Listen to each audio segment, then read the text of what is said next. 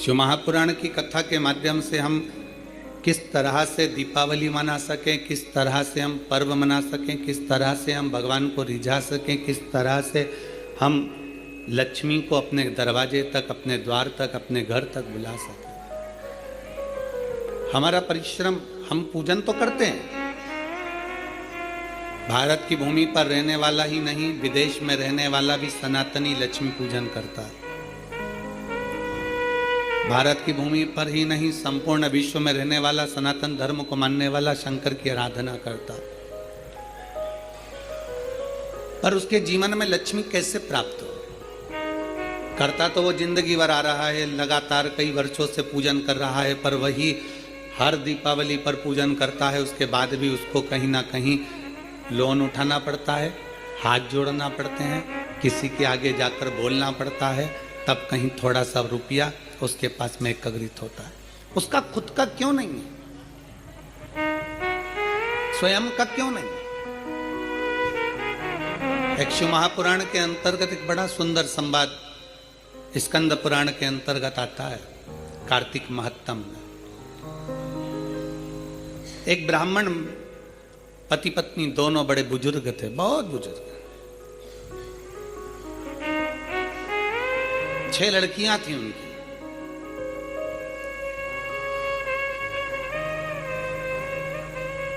चार लड़कियों की शादी हो गई, 2 कुंवारी रही। अब 2 लड़कियां कुंवारी हैं, 4 का विवाह हो गया, अपने अपने घर पहुंच गई। पर जिनके घर में उनका विवाह हुआ वहां पर भी वो दुखी थी और मायके में भी वो दुखी थी। होता है किसी किसी के ललाट पर जो लिखा होता है उसको कौन टाल सकता है? माता पिता अपनी बेटी का विवाह क्यों करते हैं? क्योंकि अगर उसको यहाँ दुख है तो वहां जाकर सुख भोग ले। अगर यहाँ तकलीफ की जिंदगी उसने जी है तो वहां जाकर उसको अच्छी जिंदगी मिल जाए। माता पिता तो ये विचार करते हैं। भारत की भूमि पर ही नहीं, पूरे देश में रहने वाले, विदेश में रहने वाले जितने भी अपनी बेटी का विवाह करते हैं तो यही विचार से करते हैं कि हमारी बेटी सुखी रहे। और अपन लोग भी कहते हैं खुशी खुशी कर दो विदा, तुम्हारी बेटी राज करे। हर एक व्यक्ति यह विचार करता है कि बेटी जहां ब्याहे वहां सुख पाए। पर कई बार ऐसी स्थिति बन जाती है कि लड़की मायके में भी माता पिता को देखकर दुखी रहती है कि पापा मम्मी का क्या होगा, इनके पास में कुछ भी नहीं, उनके पास में क्या होगा, कौन संभालेगा इनको, कौन देखेगा इनको, कुछ भी नहीं है। भाई हो तो वो देख ले, बहनें सब अपने घर चली जाएगी, कौन देखेगा? और माता पिता भी अपना पूरा जीवन जो उन्होंने लगाया अपने बच्चों के लिए निकाल देते हैं। पर समय ऐसा आ जाता है कि बेटी का विवाह ये सोच कर करा जाता है कि वो सुख भोगेगी। पर कई बेटियों की जिंदगी में मायके में भी दुख होता है तो ससुराल में भी दुख हो जाता है। अब किससे कहे, किसके पास जाकर रोए? मायके में अगर बहुत धन होना तो पापा से कह सकती है पापा मेरे घर में ये तकलीफ है। मायके में बहुत वैभव होना तो अपनी मम्मी से कह सकती है मम्मी मेरे घर में ये तकलीफ है। पर मायका भी देखा हुआ है उसका और ससुराल भी देखा हुआ है। मायके में भी तकलीफ है और ससुराल में भी। अब किससे कहने जाएगी, किसको कहेगी वो, किससे प्रार्थना करेगी वो? तो शिव महापुराण की कथा कहती है, स्कंद पुराण कहता है कि ब्राह्मण ब्राह्मणी बुजुर्ग हैं, उनकी 6 लड़कियां हैं, 4 लड़कियों का विवाह हो गया, पर वो चारों भी सुखी नहीं है। अब किसके पास जाए? माता पिता तो शंकर के मंदिर के बाहर बैठकर थोड़ी सी भिक्षा मांग लेते हैं, भिक्षा में आटा चावल मिल जाता है, थोड़ी सेवा कर लेते हैं भगवान की, और उस आटा चावल को जो मिलता है तो ब्राह्मण भी इतने विचित्र हैं वो पति पत्नी कि जो भिक्षा में मिलता है शंकर जी के मंदिर में शाम को पहुंचते हैं प्रदोष काल में, और प्रदोष काल में शिव जी के मंदिर में पहुंचकर उस भिक्षा के हिस्से कर देते हैं। और हिस्से भी करते हैं तो 5 हिस्से। अब प्रदोष काल में मंदिर में गए और मंदिर में जाकर जो भिक्षा मिली, आटा मिला, चावल मिला, शक्कर मिली, गुड़ मिला, जो भी सामग्री मिली, जो भी पदार्थ मिला, उसके 5 हिस्से कर दिए। 5 हिस्से क्यों? एक शंकर भगवान को दे देते हैं, दूसरा वो पीपल के वृक्ष के नीचे जाते थे तो एक हिस्सा पीपल का निकाल देते हैं, दूसरा वो आंवले के वृक्ष के नीचे जाते हैं तो एक हिस्सा आंवले का निकाल देते हैं, और तीसरा चौथा हिस्सा तीसरा चौथा हिस्सा वो ले जाकर बेलपत्री के वृक्ष का निकाल देते हैं और पांचवा हिस्सा स्वयं का रख लेते हैं। 3 वृक्ष का हिस्सा हो गया, 1 शंकर जी का हिस्सा हो गया और पांचवा हिस्सा स्वयं का हिस्सा।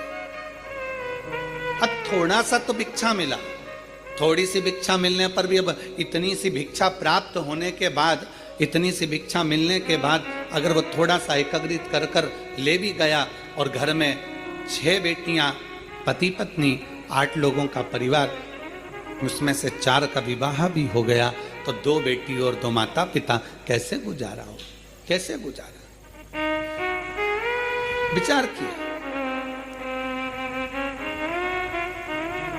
आपका काम है शंकर के मंदिर तक जाना, आपका काम है शिवालय तक जाना, आपका काम में अपना जो है उसमें से कुछ अंश शिव को दे देना, ये आपका कार्य है।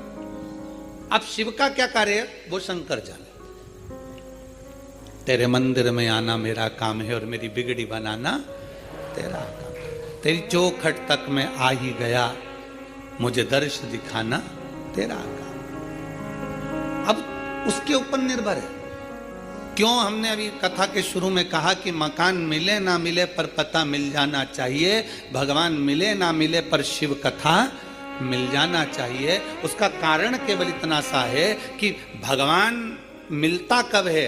जब हम कथा को श्रवण करते हैं। भगवान राम ने शबरी को कहा, माता शबरी अम्बा के दरवाजे पर कहा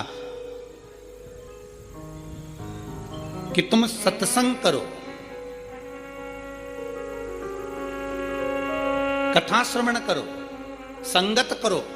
जब तुम कथा सुनोगी, तुमने अपने गुरु मातंग बाबा के मुख से सुन लिया कि राम आएंगे, तुमने मेरा इंतजार करा। क्यों? गुरु के मुख से सत्संग में सुना था कि परमात्मा मिलेगा जरूर, आएगा जरूर, तो मेरा आगमन हो गया। उसी तरह कथा सुनते हैं हम और कथा में ये चीज सुन लेते हैं कि मैं अगर ये करूंगी तो मेरा शंकर मेरी सुनेगा। शिव जी को 1 लोटा जल चढ़ाऊंगी, मेरा शिव मुझे सुनेगा। श्री शिवाय नमस्तुभ्यम बोलूंगी, मेरा शिव मेरा सुनेगा। मैं भगवान शंकर को इस तरह से बेलपत्र चढ़ाऊंगी, मेरा शंकर मुझे सुनेगा। इसीलिए शिव महापुराण की कथा कहती है भगवान मिले ना मिले पर शिव कथा मिल जाना चाहिए।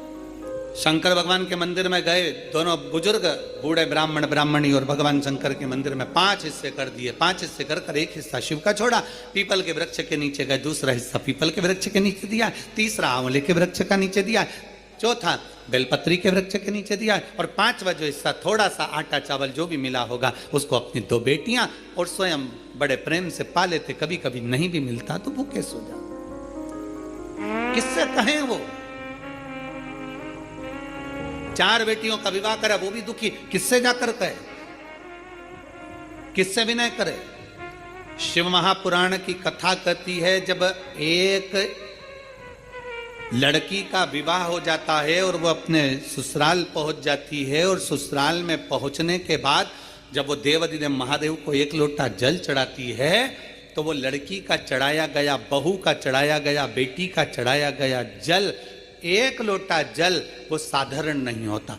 पुरुष जब शिव पर जल चढ़ाता है तो उसका खुद का कुल तरता है, पर घर की बहू, घर की स्त्री, घर की माँ, घर की बेटी जब शंकर भगवान को जल चढ़ाती है तो उसमें से आधे जल का हिस्सा उसके मायके वालों को मिल जाता है और आधे हिस्सा उसके ससुराल वालों को मिल जाता है।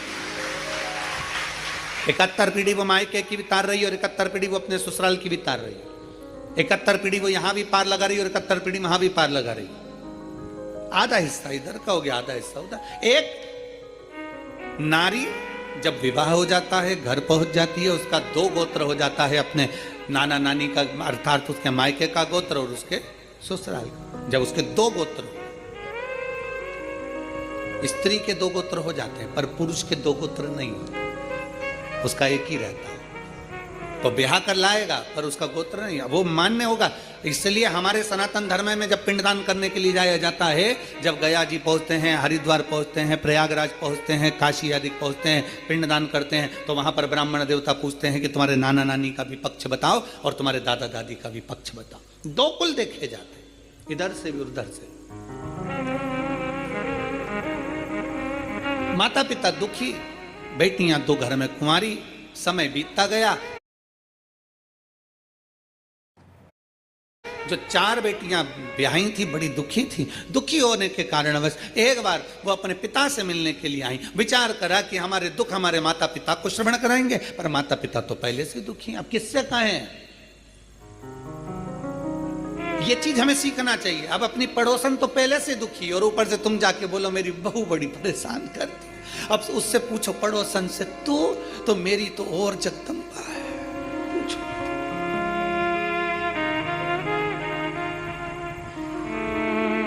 कोई तन दुखी, कोई मन दुखी, कोई धन बिन रहत उदास, तुलसी या संसार में सुखी राम का दास। इस संसार में केवल एक सुखी है, वो भगवान का जो दास है, परमात्मा की जो शरणागति ग्रहण करने वाला है, भगवान का जो भजन करने वाला है, बस वो सुखी है। दामोदर मास की कथा, कार्तिक मास की कथा कहती है, बेटियां दुखी होकर, उनको नहीं मालूम था कार्तिक का महीना था, दामोदर मास था, बेटियां आज अपने पिता के घर आ गई। पिता के घर आती और पिता के घर में बेटियों ने 4 बेटियां आकर निवास करने लगी। पिता की आंख में जले, मैं क्या दूं इनको। अभी तो मेरे पास में इनको देने के लिए भी कुछ नहीं है, मैं इनको क्या प्रदान करूं। कार्तिक का महीना, दामोदर मास, दोनों बुजुर्ग माता पिता ने स्नान करना प्रारंभ किया। कार्तिक का स्नान करते, शिव के मंदिर में जाकर सेवा करते, चाकरी करके दोनों पति पत्नी कुछ भिक्षा के लिए बैठ जाते। बैठते भिक्षा के लिए जो मिलता लेकर 5 हिस्से कर घर पहुंच जाते। अब 5वां हिस्सा होता भी इतना सा कि एक गासा मतलब एक कोरा रोटी का टुकड़ा या इतना सा चावल मुख में पहुंच जाए। अब 8 लोगों का परिवार और फिर कुछ प्राप्त हो जाए, बड़ा मुश्किल।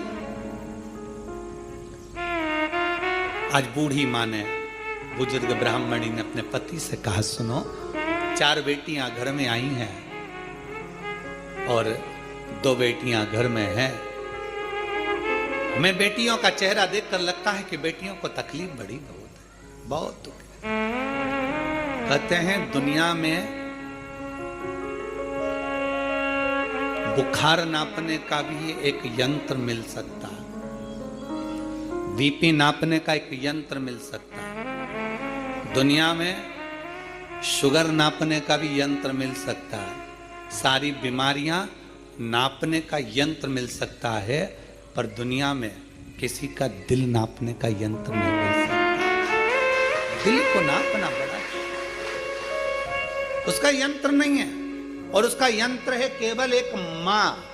घर का पिता और घर की माँ एक ऐसी होती है जो घर में रहने वाली बेटियों का, घर में रहने वाले बेटों का, घर में रहने वाली बहुओं का, घर में रहने वाले पोता पोती का मुख देखकर जान जाती है कि इसको क्या तकलीफ है।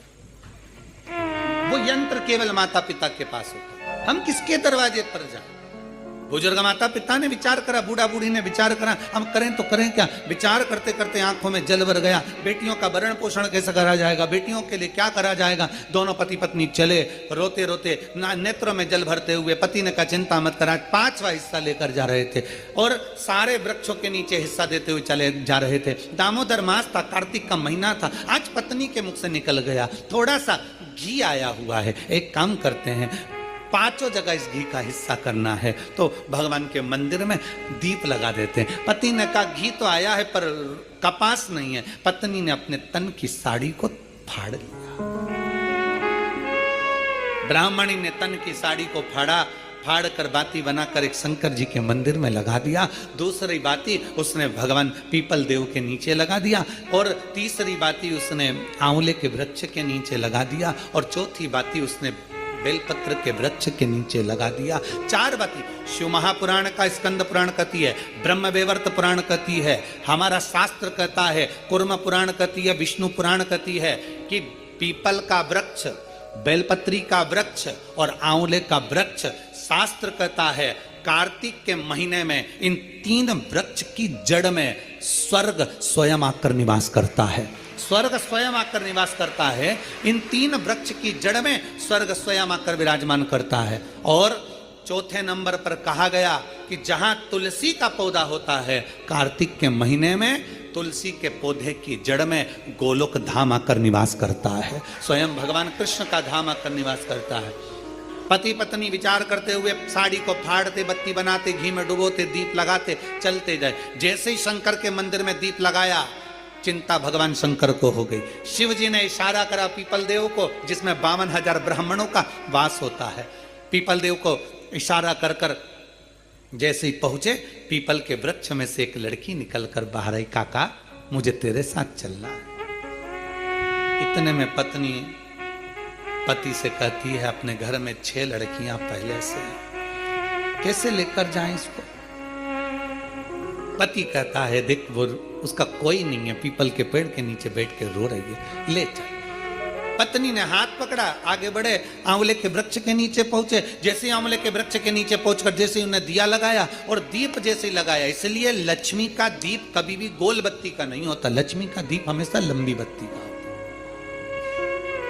हमेशा लंबी बत्ती का होता है। शिव महापुराण की कथा कहती है, बाती जो लगाई जाती है दीपावली पर लगाओ, चाहे आप धनतेरस पर लगाओ, चाहे आप रूप चौदस पर लगाओ, चाहे पड़वा पर लगाओ, चाहे दूज पर लगाओ, बाती हमेशा लंबी होना चाहिए, लंबी बाती। चाहे तेल की लगा रहे हो, चाहे घी की लगा रहे हो, भाव से। वैकुंठ ये सुंदर रूप चौदस की जो पूजन का विधान है, आपको धनतेरस की पूजन का जो विधान बताया था, धनतेरस की पूजन का जैसा विधान था, पहुंचकर पाटे को बिछाकर, चौक पूर कर, जिस थाली में आपने स्वस्तिक बनाकर जो सिक्का रखा है, उसी में एक सिक्का और रखकर उसकी पूजन अर्चना करना है, वैसी की वैसी ही जैसा पहले कल कहा गया। रोली, चावल, हल्दी, मोली, मेहंदी, सिंदूर आदि सब चढ़ाते हुए, और साथ में 2 दीप लगेंगे। रूप चौदस के दिन 2 दीप है। एक दीप है घी का, लंबी बत्ती का, जो लक्ष्मी जी के सीधे हाथ पर आएगा। दूसरा दीप है घी का दीप भी आटे का आएगा, और तेल का दीप भी आटे का आएगा। जो तेल का दीप लगेगा वो थोड़ा सा दिया बड़ा लेना, उसमें 4 लंबी लंबी बत्तियां रखना, सरसों का तेल या मीठा तेल या तिल्ली का तेल जो भी मिल जाए उसके अंदर डाल लेना। 4 बत्ती ये लक्ष्मी जी के लेफ्ट हैंड की ओर आएगी। उसी आटे का तेल का जो दिया रहेगा, उसके अंदर या तो पीली सरसों या काली सरसों, जो राई होती है, सरसों होती है, उसके थोड़े से दाने उसमें डाल दिए जाते हैं। लक्ष्मी जी का पूरा पूजन बड़े भाव से करिए, जल का छींटा दीजिए, रोली, चावल, मोली, हल्दी जो भी है आपके पास समर्पित करने के लिए पूजन की थाली में, वो समर्पित करिए। मीठे का भोग लगाइए, और भोग लगाने के बाद में बड़े प्रेम से 5 कमलगट्टे, 5 हल्दी की गठान, 5 अमर बेल के टुकड़े। अमर बेल होती है एक लंबी सी बेल, पेड़ों पर चलती है, पीले कलर की, जो कि पूरे पेड़ पर छाई रहती है, उसको कहीं पर भी डाल दिया जाए वो बढ़ती चली जाती है। वो हमारे वंश की वृद्धि के, लक्ष्मी की वृद्धि के लिए श्रेष्ठतम मानी जाती है। 5 टुकड़े अमर बेल के, 5 हल्दी की गठान, 5 कमलगट्टे, दोनों हाथ में लेकर मां लक्ष्मी से प्रार्थना करते हुए उन सिक्कों पर समर्पित कर दीजिए। सिक्कों पर समर्पित कर कर जो घी का दिया लगाया है तुमने लक्ष्मी जी के सीधे हाथ पर, उसको उठाकर माता की आरती कर लीजिए। जो तेल का दिया है, घी का दिया वापिस रखकर आरती के बाद में, जो तेल का दिया है 4 बत्ती वाला जो तुम जला कर रखी हो, उसको पूरे घर में घुमाकर, रूप चतुर्दशी के दिन, रूप चौदस के दिन, नरक चौदस के दिन, पूरे घर में घुमाकर, सारे घर के दरवाजे खोलकर, बड़े प्रेम से घुमाकर, मुख्य द्वार के बीच में, जो घर से बाहर निकलने वाला द्वार है, उसके ठीक बीचों बीच वो दिया 4 बत्ती का रख देना चाहिए। कुछ देर के लिए दरवाजे खुले रखना चाहिए।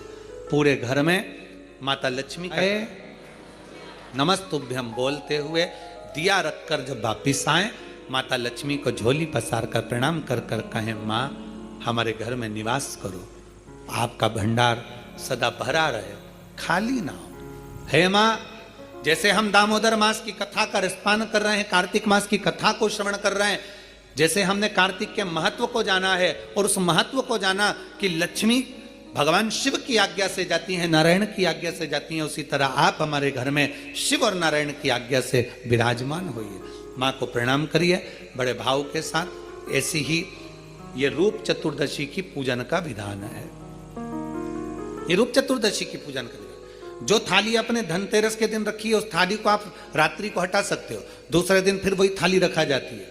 30 तारीख को धनतेरस है, 30 तारीख को रूप चतुर्दशी है, नरक चौदस है। तो हम तो प्रार्थना करें, निवेदन करें आपसे, अगर हो सके शरीर में अगर बहुत रोग है और बहुत तकलीफ की जिंदगी चल रही है, मतलब हर 2 महीने में 3 महीने में कोई ना कोई दुख तुम्हारे सामने आकर खड़ा हो जाता है, कोई तकलीफ आकर खड़ी हो जाती है, चाहे बच्चों को हो रही हो, चाहे बेटियों को हो रही हो, चाहे परिवार में हो रही हो, तो हम तो निवेदन करेंगे रूप चतुर्दशी के दिन 1 लोटा जल, उसमें बड़े प्रेम से कोई थोड़ा सा इत्र का अगर भाग मिल जाए, और इत्र ना मिले तो पीला चंदन या लाल चंदन डालकर, अगर कहीं आंवले का वृक्ष हो, पीपल का वृक्ष हो और बेलपत्र का वृक्ष हो, 3 जगह पर थोड़ा सा वो लोटा जो घर से लेकर जाओगे, पात्र लेकर जाओगे, रूप चतुर्दशी के दिन तीनों वृक्ष के नीचे एक ही कलश से थोड़ा थोड़ा जल 3 स्थान पर चढ़ाइए और बाबा से अपने मन की बात कहकर आई है। आप खुद देखोगे कि 3 महीने में मेरा कुबेर भंडारी आपके दुखों को हरेगा। परंतु ये उपाय केवल एक रूप चतुर्दशी के दिन ही होगा, केवल रूप चतुर्दशी के दिन। कई लोग इसको दीपावली के दिन भी करते हैं, कई लोग इसको धनतेरस के दिन भी करते हैं, पर यह उपाय रूप चतुर्दशी के दिन करेंगे तो उसका फल चौगुना मिलेगा, चौगुना। और मान लो इस चतुर्दशी पर अगर आप नहीं कर पा रहे हो तो अगली इसी कार्तिक के महीने की जो देव दीपावली आती है पूर्णिमा के लगभग में, उस समय पर जो चतुर्दशी आए तो उस समय पर भी यह प्रयोग कर सकते, पर होगा कार्तिक महीने के अंदर। अब तीनों आंवले के वृक्ष के नीचे गए, वहां पर भी गए, दिया लगाया, दिया लगाते से एक कन्या वहां पर प्रकट हो गई। काका हमें आपके साथ चलना है। अब इतने में तो बुजुर्ग बूढ़ी माँ ब्राह्मण की पत्नी बोली, अब कहाँ लेकर जाओगे, कौन है, रो रही है, बिलक रही है, हमें तो आपके साथ चलना है, हमें लेकर चलिए। ब्राह्मण ने कहा अब ये रो रही है, कोई भी इसका नजर नहीं आ रहा है, इसको भी ले लो, लेकर चल दिया। ब्राह्मणी चिढ़कर बोली, घर में पहले से 6 बेटियां बैठी हैं, 2 और हो गई, कितनी हो गई, 8, और पति पत्नी 10। पति ने हाथ पकड़ाया पत्नी को, फिर आगे बढ़ गए, बढ़ते बढ़ते सीधे बेलपत्र के वृक्ष के नीचे पहुंच गए। अब तो बेलपत्र के वृक्ष के नीचे दिया लगाने ही वाले थे, इतनी देर में ब्राह्मण ने अपनी ब्राह्मणी से कहा बिल्कुल मत लगा, बिल्कुल मत लगा, हो सकता है तू दिया लगाए और दीप लगाए और लड़की आ जाए, तो तू दीप मत लगा, दीप लगाए मत।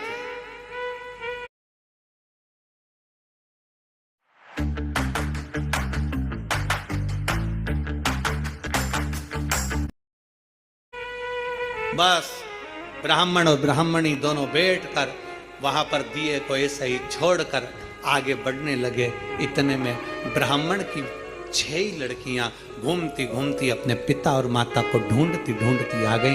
बेलपत्री के वृक्ष के नीचे पहुंची, देखा दीप रखा हुआ है पर कोई जलाकर नहीं गया है, क्यों ना अपन इसको जला देते हैं, अपन इसको जला देते हैं।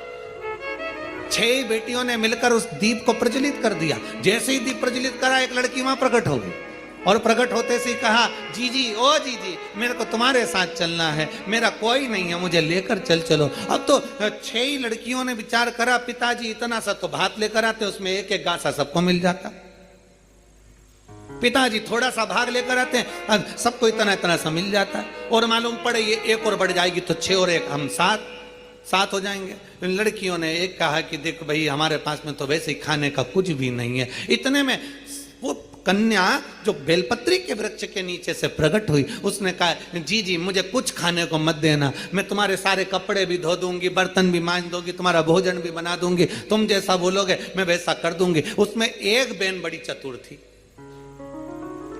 एक बहन बड़ी चतुर थी। उसने विचार करा चलो अच्छा है, घर का काम करेगी, अभी अपन सब मायके से भी आए हैं, फैलारा ज्यादा है, काम बहुत सारा है, करेगा कौन, माँ दुखी है, पिता दुखी है, तो यही करेगी। हाथ पकड़ा ले गए। अब तो चलती चलती वो लड़की बोली मेरे तो पांव दुख रहे हैं, मुझसे चलता नहीं बने। तो उसमें से एक चिल्ला के बोली कि तुझसे चलता नहीं बने तो तू आई क्यों, जा वापिस जा। नहीं मेरे को तुम कंधे पर बिठा लो, मैं आराम से चली जाऊंगी। अब इनको क्या मालूम था, बताओ, हम तो अच्छे के लिए लेकर गए तो ऊपर से कंधे पे चढ़ गए। अब उसको कंधे पर बिठा लिया, उसने लहंगा इधर पीछे कर कर दोनों पांव लटका कर कंधे पे बैठ गई और चोटी पकड़ ली जीजी की। और चोटी पकड़ते पकड़ते बड़े प्रेम से जो पहुंची आवाज लगाया, पिताजी पिताजी पिताजी। जो पिताजी बाहर आकर बोले, क्या हो गया बेटा, किसकी बेटी को लिया सिर पर बिठाकर, कंधे पर बिठाकर? अरे पिताजी एक दिया रखा था बेलपत्री के वृक्ष के नीचे, हमने सोचा कौन रखकर चले गया, जलाकर आ गया, जलाकर। अब तो पिता को लगा, उन्होंने ब्राह्मणी को बुलाया, देख वो मैंने मना करा था दिया मत जला, और दिया जलाया और वो आई। अब ये देख, अंदर जाकर बेटियों ने देखा तो दो तो पहले से बैठी थी, एक साथ में आ गई। कितने हो गए? सब मिला के 11। अब 11 की 11 एकत्रित हो गए। अब बेटियां बड़ी भूख से व्याकुल, अन्न का भाग नहीं, थोड़ा सा करें तो करें क्या करें। इतने में पीपल के वृक्ष के नीचे से जो बेटी निकली,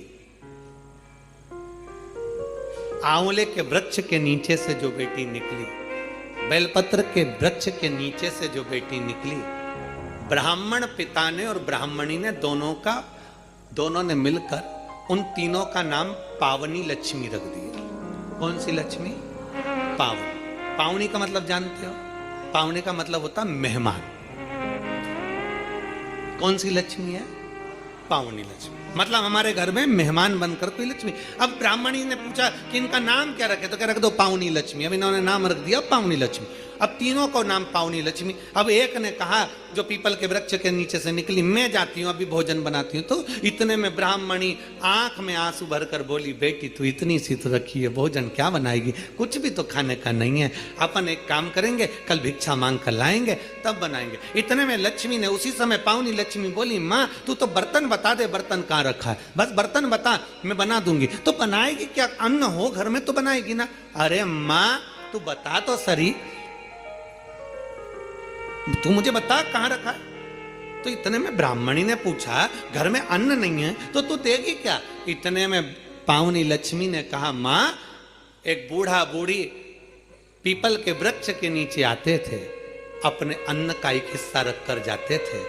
शंकर भगवान बोले हैं, उनके अन्न का पूरा हिस्सा चुका कर आना है, इसलिए मैं तुम्हारे दरवाजे पर आई हूं। मां भागवता, बर्तन दिए, भोजन बनना तैयार हुआ। जैसे ही भोजन बनकर तैयार हुआ, सबने पाया ऐसा स्वादिष्ट भोजन, आज पेट भरकर जिंदगी में पहली बार भोजन करा। भोजन कर कर बर्तन मंज कर रखे ही थे। कोई रिश्तेदार कभी नहीं आता था, क्योंकि धनी नहीं था। सुख के साथी हजारों हैं, जब दुख पड़ा तब कोई नहीं। धन के साथी हजारों हैं, जब धन नहीं तो कोई नहीं। अब धन नहीं, कोई रिश्तेदार नहीं आता था। आज सब भोजन कर कर आराम से बस चक होकर खूब आनंद में रह रहे थे, खूब प्रेम से बात कर रहे थे। इतने में जो मामा कभी नहीं आता था, वो मामा आ गया। और मामा आकर दरवाजे लगाया, दरवाजा बजाया, और आवाज बजाकर जैसे दरवाजा बजाया, जीजी आई बाहर। बहन ने कहा, भैया तू इतने सालों के बाद आज आया है, कैसे आना हुआ। बहन, यहाँ से निकल रहा था, बहुत भूख लग रही थी, सोचा तेरे घर का भोजन करते हुए चले जाऊं। अब ब्राह्मणी ने मन में सोचा, जो भोजन था वो तो सब हम खा गए, 11 की 11 पूरा निपटा गए, कुछ बचा तो है नहीं।